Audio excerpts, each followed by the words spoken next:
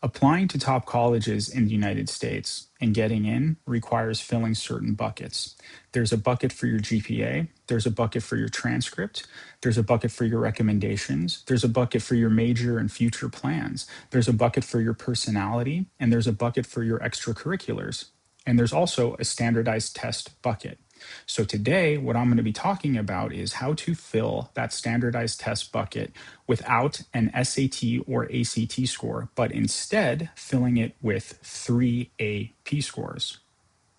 Before COVID, every college in the United States required the SAT or ACT for admission. Since COVID, that is no longer true. Every college is either test optional or test blind. Now, there are a few notable exceptions to this, but you can really count them on one hand. These are Harvard, Georgetown, MIT, Dartmouth, and a few others. But every other top school is test optional, SAT optional. However, every college in the United States does accept AP scores.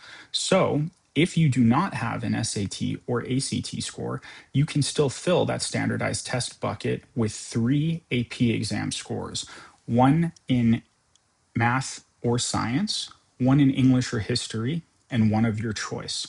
So to understand why this works, let's zoom out.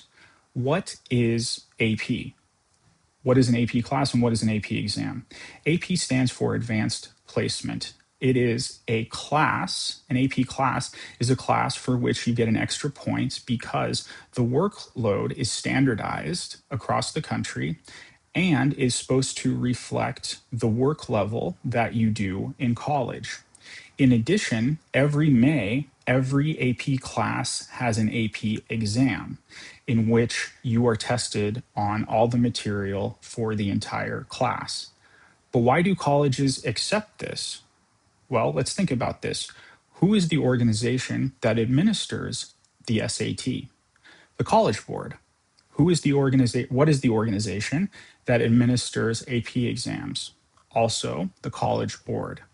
Therefore, they know that if you have at least 3 AP scores, a 4 or 5 across those 3 different categories, that you are qualified and are filling the standardized test bucket. And even submitting 1 AP score in lieu of an SAT score is very helpful.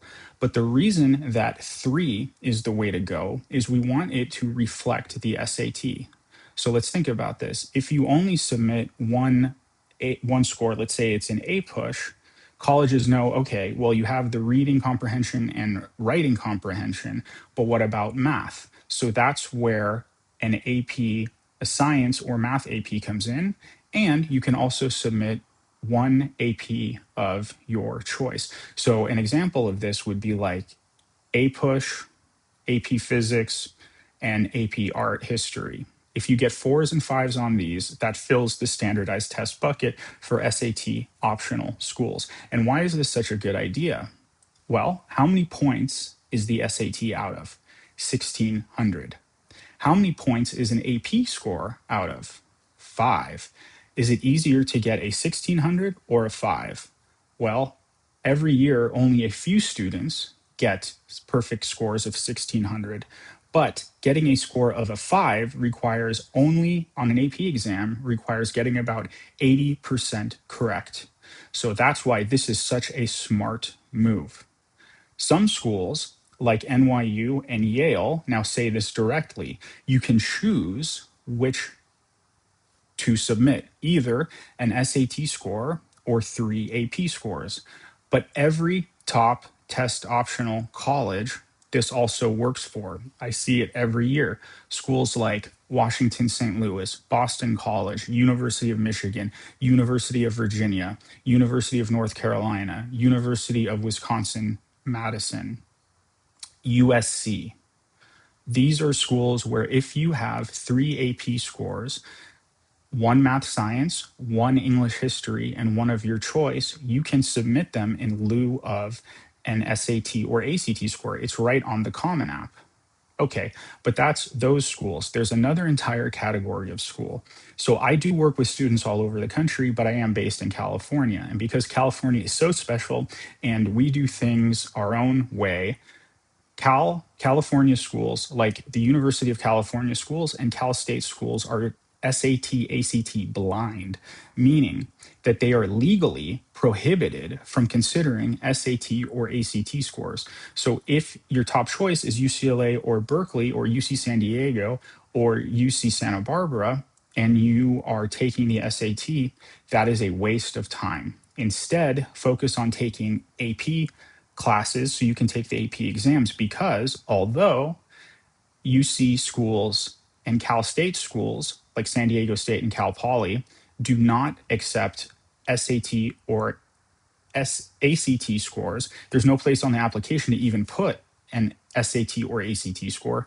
There is definitely a place where you can put AP scores. In fact, there's an entire section where your AP scores are prominently displayed. And every year after year, I see this happen, that students that have no SAT or ACT score still manage to get into schools like UCLA and Berkeley, as long as they have at least 3 AP scores.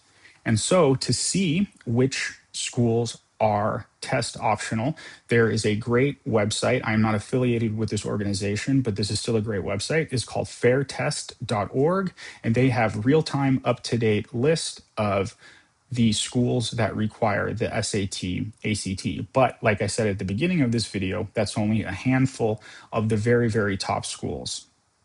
Every other school is either test blind, like when I say test blind, it means SAT blind, because every college accepts AP scores. So if you are a freshman, sophomore, or starting junior year, make sure that you enroll in AP courses, because the catch to this is every AP exams only happen in May. So if you want to submit those 3 AP scores, you must do so by taking the test by May of your junior year. But again, my name is Rick Gelber. I am the founder of Prestige Admissions, and I help students all over the country get into the best schools in the world. If you're interested in learning more, please visit prestigeadmissions.com, and I will see you on the next video.